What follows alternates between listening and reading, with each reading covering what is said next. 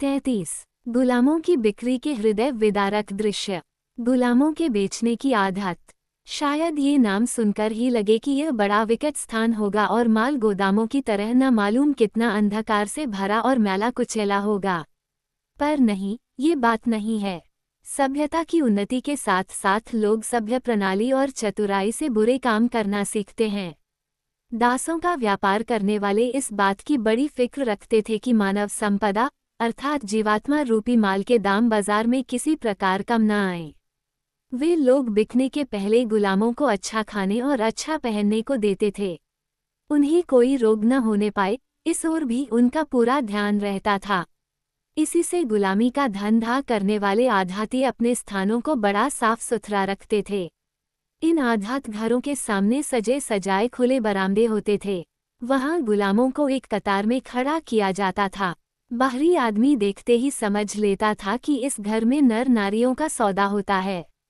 खरीदारों को आढ़ती बड़ी आवभगत से बुलाकर गुलामों को दिखाते थे। पर अंदर जाकर लोग देखते थे कि स्वामी, स्त्री, पिता, माता, बालक ये एक दूसरे से सदा के लिए बिछुड़ जाने की बात सोच सोचकर बिलख रहे हैं। पति के कंधे पर सिर रखकर स्त्री कह रही है, हे ईश्वर, अब जन्म भर के लिए हम लोगों का बिछोह हो जाएगा। ईश्वर करे हम दोनों को एक ही आदमी खरीद ले। कहीं स्त्री का कंधा पकड़कर पति कह रहा है, मेरा ये जीवन वृथा है। मैंने क्यों ये नर तन पाया। बच्चे को हृदय से चिपकाकर माँ बार बार उसका मुख चूमती है और सिर पीटकर कहती है, हे भगवान, तूने मुझे संतान क्यों दी। मृत्यु, तू कहाँ छिप गई है। बच्चे मजबूती से अपनी माताओं के कपड़े पकड़े हुए हैं। सोचते हैं, बस वे कपड़े पकड़े रहेंगे तो उन्हें कोई अलग नहीं कर सकेगा। इन दृश्यों को देखकर पत्थर का कलेजा भी पिघल जाता है। पर उन अर्थलोलुप नर पिशाच अंग्रेज बनियों के हृदय की कठोरता की कोई हद नहीं है। जो मानव आत्मा अमृत की अधिकारी है, विश्वप्ति की अमृत गोद जिसके लिए खुली हुई है, धन के लोभ से आज उन्हीं आत्माओं के सौदे हो रहे हैं। ये घृणित सौदा करने वाली वही गोरी जाति है जो सभ्यता की लंबी लंबी डींगे हाँकती है और दूसरी जातियों को ठग बताकर स्वयं बड़ी शहंशाह बनती है। टॉम और एडाल्फ के सिवा सेंटिक्लेयर के और भी आधे दर्जन दास दासी स्केग नामक आढ़तिये के यहाँ पहुँचाए गए। वहाँ और भी बहुतेरे दास दासी आए हुए थे। इन सबको हर समय खुश रखने के लिए आढ़त के मालिकों की बड़ी चेष्टा रहती थी। उदास मुख देखने से कहीं ग्राहक कम दाम न लगाएं, इसीलिए भांति भांति के उपायों से इन्हें हंसाने का यत्न किया जाता था। चारों ओर हंसी मजाक तथा तमाशे हो रहे थे, पर क्या टॉम जैसे आदमी को इस दशा में हंसी आ सकती थी। एक तो एवा और सेंटिक्लेयर का शोक ही उसके हृदय को साल रहा था, उस पर उसकी ये दुर्दशा हो रही थी।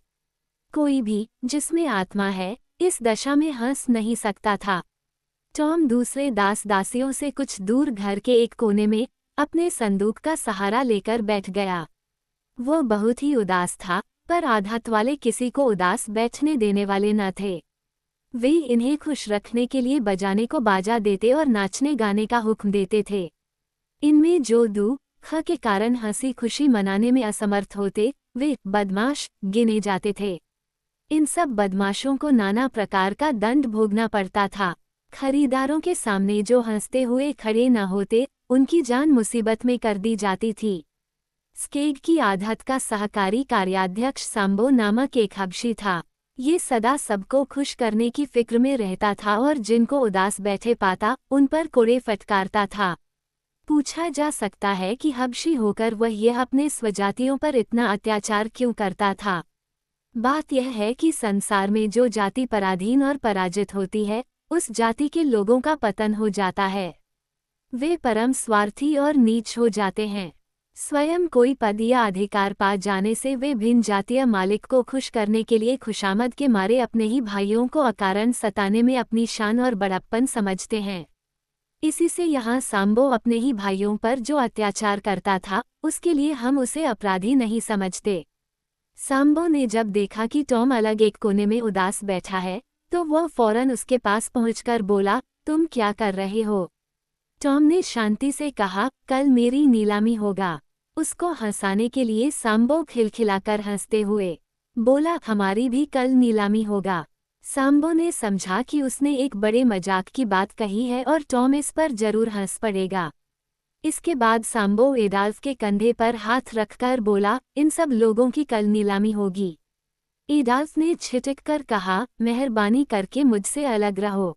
इस पर सांबो बोला, बाप रे बाप, ये तो गोरा हबशी है। इसे तो तमाकू वाले के यहाँ तमाकू बेचने बैठा दिया जाए तो बड़ा अच्छा रहे। एडाल्फ ने गुस्से में भरकर कहा, तुमसे कहता हूँ कि हट जाओ। क्या नहीं हटोगे? हमारे गोरा हबशी लोगों को बड़ा जल्दी गुस्सा आता है। ये कहकर वह हाथ नचा नचाकर एडाल्फ की नकल करने लगा और व्यंग्य से बोला, मालूम होता है ये किसी बड़े आदमी के यहाँ था। हाँ, मैं जिसके यहाँ था वह तेरे जैसे 56 गुलाम खरीद सकता था। बाबा, तब तो वह कोई बहुत ही बड़ा आदमी होगा। एडाल्फ ने अभिमान के साथ कहा, मैं सेंटेक्लेयर के परिवार में था। सांबो ने मजाक में कहा, हाँ, बड़े आदमी न होते तो उस घर की ये टूटी फूटी चायदानियां यहाँ क्यों बिकने आती। इस मजाक से एडाल्फ को बड़ा क्रोध आया। वह सांबो पर तेजी से झपटा। दूसरे लोग ये देखकर तालियां बजाने लगे। इससे बड़ा शोरगुल मचा। शोर सुनकर आधात का प्रधान अध्यक्ष हाथ में चाबुक लिए वहां पहुंचा। उसे देखकर सब अपनी अपनी जगह पर जा हटे। सांबो ने उसे देखकर कहा, सरकार, पहले वाले लोगों में कोई गुलगपाड़ा नहीं करता। हमने सबको सीधा कर दिया। ये जो नए गुलाम आए हैं बड़ा उत्पात करते हैं। इस पर अध्यक्ष साहब बिना पूछताछ के टॉम और एडाल्फ को 2-4 लात घूंसे जमा कर चलता बना। जाते जाते कह गया कि सब चुपचाप सो जाओ, शोर मत मचाना। दासों के घर का दृश्य देखने के बाद अब दासियों की दशा जानने का कौतूहल हो सकता है। आइए हमारे साथ इस घर में चलिए। यहाँ आपको बहुत सी दासियां दिखाई देंगी। इनमें बूढ़ी भी हैं, जवान भी, अधेड़ भी हैं, लड़कियां भी। सभी तरह की हैं। 80 बरस की बुढ़िया से लेकर 3 वर्ष की लड़कियां तक यहाँ देखिए। यह एक 10 बरस की लड़की किस तरह बिलख बिलख कर रो रही है। कल इसकी माता नीलाम कर दी गई है, आज कोई इसकी ओर आंख उठाकर भी देखने वाला नहीं। बालिका माँ माँ कहकर चिल्ला रही है, पर कोई उसे पूछने वाला नहीं। और देखिए, ये 80 पार किए, कठोर मेहनत के कारण वातरोग से पीड़ित बुढ़िया बैठी हुई चुपचाप रो रही है। 3 बार इसकी डाक बोली गई, लेकिन बेकाम समझकर किसी ने इसे नहीं खरीदा। इसके 5-6 लड़के लड़कियों को लोग खरीद ले गए हैं। शोक से व्याकुल जननी उन्हीं के लिए आंसू बहा रही है। और देखिएगा, चलिए देखते चलिए, अभी आपने देखा ही क्या है। इधर देखिए, 2 स्त्रियां साधारण स्त्रियों से कुछ दूर बैठी हैं। ये कपड़े लत्ते से भलीमानस सी जान पड़ती है। रंग भी इनका करीब करीब अंग्रेजों जैसा है। इनमें एक की उम्र 45 साल की होगी, इसके अंग खूब गठीले हैं। इसके पास वाली दूसरी युवती की उम्र 15 बरस की होगी। इन दोनों के चेहरों से जान पड़ता है कि दूसरी पहली की बेटी है। पहली स्त्री अंग्रेज पिता और हबशी माता से है। लड़की भी अंग्रेज से ही पैदा हुई जान पड़ती है। इनके कपड़ों के रंग ढंग तथा हाथों की कोमलता पर ध्यान देने से पता चलता है कि इन्होंने कभी परेशानी नहीं उठाई है। कल इन दोनों की नीलामी होगा। न्यूयॉर्क निवासी क्रिश्चियन चर्च के एक धर्मात्मा मेंबर साहब की ओर से ये नीलामी के लिए आए हैं। इनके दाम के हकदार वही धर्मात्मा मेंबर साहब होंगे, पर वह साहब जैसे धार्मिक क्रिश्चियन हैं, उससे इस बात में कोई शक नहीं रह जाता कि इन रुपयों में से वो कुछ तो गिरजाघर बनाने के लिए और कुछ लॉर्ड बिशप साहब के खर्च के लिए अवश्य देंगे। उन दोनों स्त्रियों में माता का नाम सूसन और कन्या का एमिलिन है। ये न्यू ऑर्लिन्स की एक सहृदय और संभ्रांत महिला की दासियां थीं। उसने इन्हें बड़ी लगन से लिखाया पढ़ाया था, पर फिजूल खर्ची के कारण उसका इकलौता लड़का न्यूयॉर्क की बी&T कंपनी का कर्जदार हो गया। उस कंपनी ने नालिश करके उस पर डिग्री करा ली। डिग्री में अचल संपत्ति की कुर्की और नीलामी में बड़ा खर्चा और परेशानी की बात बताकर कंपनी के वकील ने चल संपत्ति कुर्क कराकर नीलाम कराने की सलाह दी। चल संपत्ति में दास दासी ही सबसे ज्यादा कीमती होते हैं, पर एक बड़ी अड़चन थी। कंपनी के साहब उत्तरी प्रदेश के और एक खास तरह के क्रिश्चियन हैं। वह भला नर नारियों का सौदा करने की प्रथा का सहारा कैसे लें? इस मामले को लेकर बड़ी लिखा पढ़ी होने लगी। चल संपत्ति बेचे बिना 30,000 रुपयों के जल्दी उतरने की संभावना नहीं थी। एक और 30,000 की रकम और दूसरी ओर क्रिश्चियन धर्म, दोनों की होड़ लगी थी। अंत में 30,000 की ही जीत रही। कंपनी के साहब ने वकील को चल संपत्ति कुर्क कराकर नीलाम कराने का पत्र लिखा। पत्र पाते ही वकील से सूसन और उसकी कन्या एमिलिन को कुर्क करके नीलामी में भेज दिया। उन्हीं दोनों माँ बेटियों को आप यहाँ गोदाम में बैठी बिलखती देख रहे हैं। एमिलिन कहती है, माँ, तुम जंघे पर सिर रखकर थोड़ा आराम कर लो। नहीं बेटी, मुझे नींद नहीं आएगी। जान पड़ता है हम लोगों के मिलन का यह आखिरी दिन है। सूसन ने सिसकते हुए कहा। एमिलिन ने धीरज से कहा, माँ, तुम ऐसा क्यों कहती हो? शायद हम दोनों को कोई एक ही आदमी खरीद ले। सूसन आंसू पोंछते हुए बोली, नहीं बेटी, इसकी कोई उम्मीद नहीं। मैं झूठी उम्मीद दिलाकर मन को भुलाना नहीं चाहती। क्यों, वह नीलम वाला तो कहता था कि हम दोनों एक ही सी हैं। इससे दोनों की एक ही डाक कर देगा। सूसन की उम्र अधिक होने के कारण उसका अनुभव भी बहुत था। वह आदमियों को देखकर ताड़ जाती थी कि कौन कैसा है। उस आदमी के चेहरे का रंग ढंग देखकर, उसकी बातें सुनकर सूसन के होश उड़ गए। उस गोदाम का रक्षक जब एमिलिन का हाथ पकड़कर और उसके सुंदर बालों को हिला डुलाकर देखते हुए कहने लगा कि यह माल बड़ा बढ़िया है, इसके खूब दाम आएंगे, तभी सूसन की जान निकल गई। सूसन का हृदय बहुत ही धार्मिक था। इससे ये सोचकर उसका हृदय दहकने लगा कि उसके गर्भ से जन्मी हुई कन्या को कोई लंपट पिशाच अंग्रेज खरीदकर उपपत्नी बनाएगा। एमिलिन ने फिर कहा, माँ, तुम रसोई बहुत अच्छी बनाना जानती हो। किसी भले घर में तुम्हें रसोईदारिन का और मुझे दर्जन का काम मिल जाए तो हम लोगों के दिन बड़े मजे में कटेंगे। सूसन ने कहा, बेटी, मैं चाहती हूँ कि तेरे सिर के सब बाल पीछे की ओर सीधे सीधे कर दूं। एमिलिन ने पूछा, क्यों माँ, ऐसा करने से तो मैं अच्छी नहीं लगूंगी। क्या कोई भला आदमी ऐसे बाल देखकर खरीदेगा? सूसन ने कहा, हाँ, खरीद सकता है। कैसे? भले आदमी साफ और सीधे सादे लोगों को अधिक पसंद करते हैं, बनाव श्रृंगार और ठाट बाट उन्हें नहीं रुचता। ठाट बाट देखकर तो लंपट ही रीझ कर खरीदते हैं। बेटी, ये सब बातें मैं तुझसे ज्यादा जानती हूँ। मैं तुझसे कहती हूँ कि अगर हम लोग अलग अलग बिके तो तू जहाँ रहे, अपने धर्म से रहना। मेरी इस बात को याद रखना कि प्राण दे देना, पर धर्म न खोना। अगर कोई गोरा तेरा धर्म भ्रष्ट करने पर तुल जाए तो आत्महत्या करके अपने धर्म की रक्षा करना। मेम साहब के उपदेशों को मत भूलना। अपनी बाइबल और भजनों की पुस्तक हमेशा साथ रखना। ईश्वर को मत भूलना, वह सदा तेरी रक्षा करेगा। सूसन बड़े निराश हृदय से कन्या को उपदेश दे रही थी। वह सोचती थी कि कल उसकी परम सुंदरी पवित्र हृदया कन्या को वही नीच अंग्रेज खरीद लेगा जिसके पास धन होगा। वह बार बार कहने लगी, मेरी आंखों की पुतली एमिलिन आज यदि सुंदर न होकर कुरूप होती और शिक्षित न होकर मूर्ख होती तो अच्छा था। ऐसे समय में ईश्वर की प्रार्थना करने और उस पर भरोसा रखने के सिवा और किसी तरह धीरज नहीं आ सकता। पर आज तक इस गोदाम में से न मालूम ईश्वर से ऐसी कितनी ही जीवित प्रार्थनाएं और पुकारें हुई हैं जिनका कोई ठिकाना नहीं। क्या ईश्वर इनकी प्रार्थनाएं नहीं सुनता? क्या वह इन्हें भूल गया? कदापि नहीं। वह परम न्याय, परम करुणामय दीनदयाल भगवान किसी छोटी से छोटी आत्मा तक को एक पल के लिए नहीं भूलता। अरे पाखंडी, निर्मोही, अर्थपिशाच गोरे बनियों, तुम सबको निश्चय ही इस पाप का फल भोगना पड़ेगा। तुम नहीं तो तुम्हारी संतानें अपने रक्त से इस पाप का प्रायश्चित करेगी।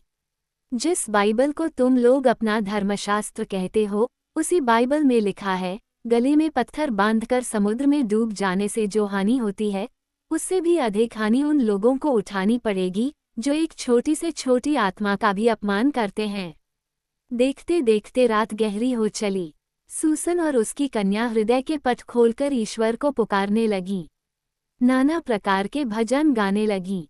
ओ सूसन, ओ एमिलिन, तुम जन्म भर के लिए एक दूसरे से विदा मांग लो। आज की रात समाप्ति के साथ साथ तुम्हारे भाग्य का सूर्य भी सदा के लिए अस्त हो जाएगा। सवेरा हुआ, सब लोग अपने अपने काम में लग गए। स्केग नाम का साहब आज की नीलामी का प्रबंध करने लगा। बिकने के लिए आए हुए दास दासियों को वो तरतीब से खड़ा करने लगा। नीलामी बोलने से पहले खरीदारों के अंतिम दिखावे के लिए उसने सबको एक पंक्ति में खड़ा किया। स्केग साहब एक हाथ में चुरुट और दूसरे में नीलाम की पुस्तक लिए हुए इधर से उधर टहलकर देखने लगा। देखते देखते सूसन और एमिलिन के पास जाकर बोला, तेरे वे घुंघराले बाल क्या हुए? एमिलिन ने सकपकाकर उसकी ओर देखा। उसकी माता ने कहा, मैंने इसे बाल साफ करके जूड़ा बांधने को कहा था। बिखरे और बलखाए हुए बाल उड़कर मुंह पर पड़ते थे। जूड़ा उससे साफ और अच्छा दिखता है। स्केग ने चाबुक संभालकर उसे धमकाते हुए कहा, जा जल्दी, जैसे बाल थे वैसे करके ला।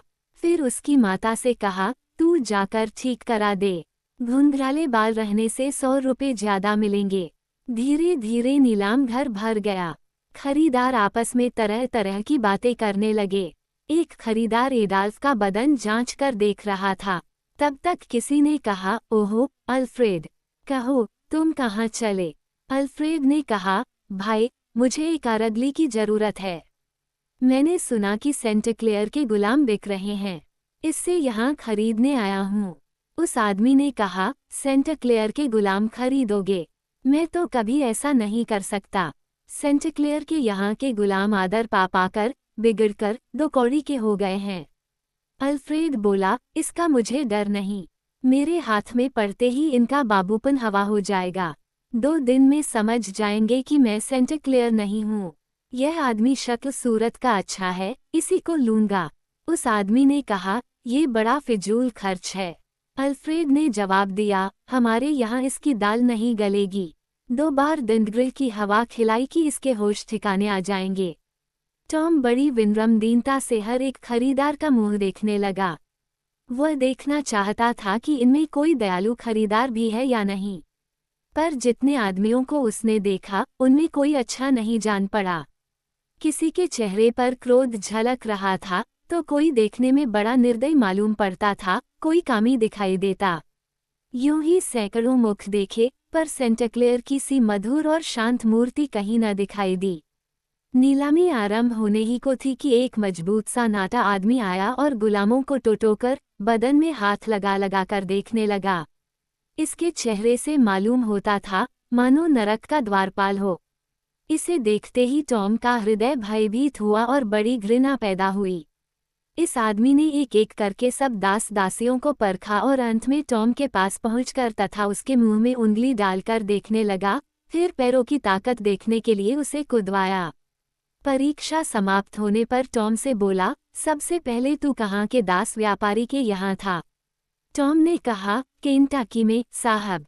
क्या क्या करता था? अपने मालिक के खेत का काम देखता था।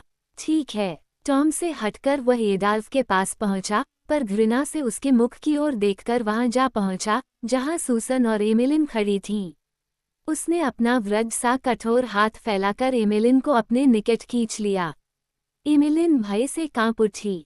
उसने एमिलिन के कंधे, छाती और भुजाओं पर हाथ लगाकर उसकी शारीरिक दशा देखी, फिर सतृष्ण ननों से बारंबार उसकी ओर ताकने लगा। इसके बाद उसे उसकी माता की ओर धकेल कर चलता बना। जिस समय वह नर पिशाच जैसा खरीदार एमिलिन को देख रहा था, उस समय उसकी माता का हृदय भय और शंका से कांप रहा था। एमिलिन स्वयं भी उसका मुख देखकर बहुत डर गई और रोने लगी। उसका रोना देखकर नीलाम वाले बहुत बिगड़े और बोले, यहाँ रोना झींकना मचाएगी तो डंडे पड़ेंगे। अब नीलाम आरंभ हुआ। नीलाम की चौक पर पहले एडाल्फ खड़ा किया गया। 2-4 डाक बोलने के बाद उसे अल्फ्रेड ने खरीद लिया। यूं एक एक करके सेंट क्लेयर के सब दास दासियों को भिन्न भिन्न लोगों ने खरीद लिया। अंत में टॉम की बारी आई। नीलाम की चौकी पर खड़ा होकर टॉम इधर उधर देखने लगा। 5-6 डाक होने के बाद वह भी बिक गया। जिस नाटे से आदमी को देखकर टॉम को भय और घृणा हुई थी, उसी ने उसे खरीदा। दाम चुकाकर उसे नीचे उतारा और गला पकड़कर एक किनारे थोड़ी दूर बिठा दिया। इसके बाद सूसन का नीलाम हुआ, पर नीलाम की चौकी से उतरते समय वह सतृष्ण ननों से पीछे घूमकर अपनी कन्या की ओर देखने लगी। उसकी कन्या ने उसकी ओर हाथ फैलाया। सूसन ने अपने खरीदार से बड़ी दीनतापूर्वक कहा, स्वामी, कृपा करके मेरी कन्या को भी आप ही खरीद लीजिए। उसका खरीदार औरों की निस्बत सहृदय जान पड़ता था। उसने कहा, कोशिश करूंगा, पर इसके दाम ऊंचे जाएंगे। मुझे उम्मीद नहीं कि मैं उतने दाम दे सकूंगा। एमिलिन नीलाम की चौकी पर खड़ी की गई। उसका वह सरलतापूर्ण मुख कमल डर से पीला पड़ गया, किंतु उसके सौंदर्य में कुछ कमी नहीं आई थी, उल्टे एक अनुपम नवीन सौंदर्य का भाव उसके मुख पर छा गया। ये देखकर उसकी माता मन ही मन पछताकर कहने लगी, इससे तो अच्छा था कि यह कुरूप होती। एमिलिन को खरीदने की इच्छा से बहुत लोगों ने डाकें बोलीं। एमिलिन की मां का खरीदार भी 2-3 डाक बढ़ा, पर देखते ही देखते डाक इतनी बड़ी कि उसने अपनी हिम्मत के बाहर दाम बड़े देखकर मौन साध लिया। यूं ही धीरे धीरे कई खरीदार चुप हो गए। अंत में केवल 2 आदमियों की बोली रह गई। इनमें एक वही टॉम का खरीदार था और दूसरा था इस प्रदेश का एक धनी और कुलीन पुरुष। अंत में आखिरी डाक में टॉम के खरीदार ने ही एमिलिन को खरीदा। नर पिशाच साइमन लेग्री ही उस सरल हृदय सच्चरित्र 25 वर्षीय बालिका के जीवन का मालिक हुआ। इस दुरात्मा के हाथ से एमिलिन की रक्षा करने वाला दीनबंधु भगवान के सिवा और कोई नहीं था। एमिलिन सावधान, अपनी माता का अंतिम उपदेश सदा याद रखना, प्राण देना पर धर्म मत खोना। एमिलिन के इस प्रकार बिक जाने पर उसकी माता बिलख बिलख कर रोने लगी।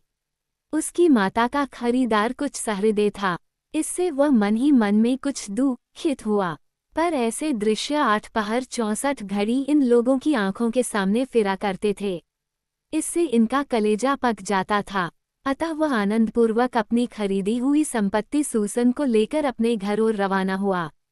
इस नीलाम के 2-3 दिन बाद क्रिश्चियन फर्म बी.एंड. के वकील ने सूसन और एमिलिन की बिक्री के रुपयों में से अपना कमीशन और नीलाम खर्च काटकर बाकी रुपए उस कंपनी के क्रिश्चियन मालिक को भेज दिए।